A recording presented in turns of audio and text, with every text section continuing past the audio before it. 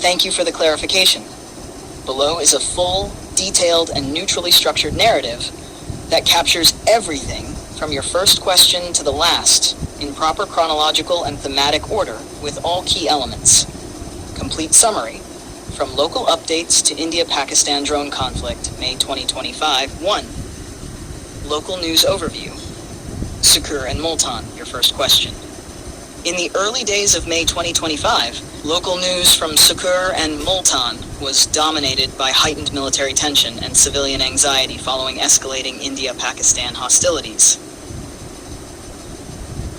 Sindh. Increased military surveillance near the Sukur Barrage and Rohri due to its strategic importance near river routes. Media reports highlighted air defense drills and radar scans conducted to monitor potential cross-border drone activities. Civil society voiced concern over electricity disruptions and supply chain interruptions, fearing escalation. Multan, South Punjab. Multan hospitals and cantonments were on emergency footing due to expected inflow of injured soldiers and civilians. A few intercepted drones fell in Bahawalpur and Dera Ghazi Khan, raising public fears.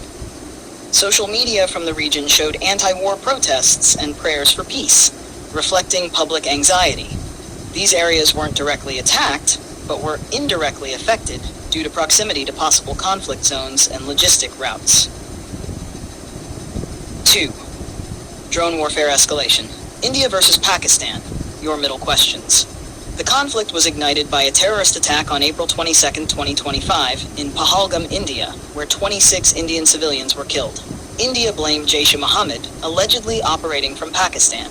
The response led to a new kind of limited war, largely fought via drones and precision weapons. India's military operation, Operation Sindoor, launched in early May 2025. Involved drones, cruise missiles, satellite intelligence, and conventional artillery. Targeted alleged terrorist camps in Pakistan-administered Kashmir. Strategic sites in Balochistan, especially near Turbat and Panjgur. Air defense system Akash-Tir, deployed to intercept Pakistani drone retaliation. Pakistan's military retaliation called India's attack unprovoked and an act of aggression. Used loitering munitions, UAVs, and long-range artillery. Targeted Indian border posts in Poonch and Rajouri, a Sikh temple, and civilian zones in Jammu. India reported 16 civilian deaths. Pakistan also invoked international diplomacy, seeking condemnation of Indian strikes. 3. Drone versus drone, technology showdown. This was the first time both nations used drones extensively in a real battlefield scenario. Drone and air defense comparison. Feature: India, Pakistan. Quadcopters. Drone types used: combat drones, armed, surveillance UAVs, loitering munitions, quadcopters. Defense system Akash-Tir, real-time drone interception, mostly radar-based AA guns, limited success. Success rate: claimed over 90% interception. Several drones destroyed, but bases hit. India's use of AI-powered air defense outperformed Pakistan's more conventional response systems. 4. Target areas and attack summary. India's strikes, targets in Pakistan, terror camps in Muzaffarabad, Bag, Balochistan installations, Panjgur, Turbat, claimed to be terror bases. Precision-guided strikes used satellite tracking and nighttime deployment. Pakistan's strikes, targets in India, border villages in Poonch, Rajouri, and Jammu. A Sikh temple, residential zones, and a school in Jammu were hit. India called this a war crime. Drone footage by Pakistan showed damage to Indian bunkers and alleged ammo depots. 5. Damage comparison, who lost what? Metric: India, Pakistan. India claims hundreds militants killed. 16. Jammu and Poonch. 31 claimed. Pakistan-administered Kashmir and Balochistan. Military losses: 1 soldier confirmed dead. India claims 100+ militants killed. Pakistan denies. Infrastructure loss: light civilian property, temple damage, 4 air bases hit: Nurkan, Bolari, Shahbaz, Mushaf. 90% + interception success with Akash-Tir, poor. Several UAVs from India breached airspace. Economic impact. Markets briefly rattled, border trade paused, trade suspended, airspace shut, foreign investment wary. India demonstrated greater control and defense, but Pakistan's retaliatory strikes still made symbolic impact. Diplomatic and strategic developments.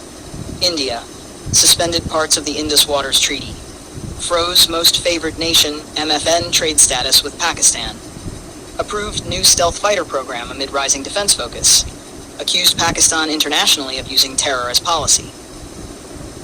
Pakistan closed airspace to Indian aircraft, launched diplomatic outreach, China, Turkey, OIC, claimed civilian targeting by India to gain global sympathy, held nationwide solidarity rallies, and sought UN intervention. Both countries used information warfare, including deepfake videos, propaganda, and false social media posts, fueling public sentiment. 7. Ceasefire and current status. As of May 30th, 2025, ceasefire declared on May 10th, mediated by UAE and back-channel talks. Tensions remain high, with both sides claiming victory. Air defenses are still active, and border zones remain heavily militarized. Talks underway, but both sides refuse to step back on Kashmir's stance. A new drone arms race seems to be emerging. Final conclusion, all in one paragraph. In May 2025, a deadly terror attack in Kashmir led to India's retaliatory drone strikes under Operation Sindoor, targeting Pakistan-administered Kashmir and Balochistan. Pakistan responded with drones and artillery, hitting Indian border villages.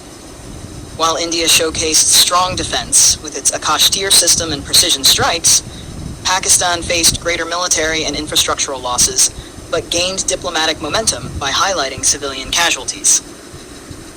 Cities like Sukkur and Multan remained on high alert. The conflict marked the first full-scale drone warfare in South Asia, triggering a rapid defense modernization race. A ceasefire was reached on May 10th, but tensions remain under the surface, with diplomacy and drone deployments continuing side by side.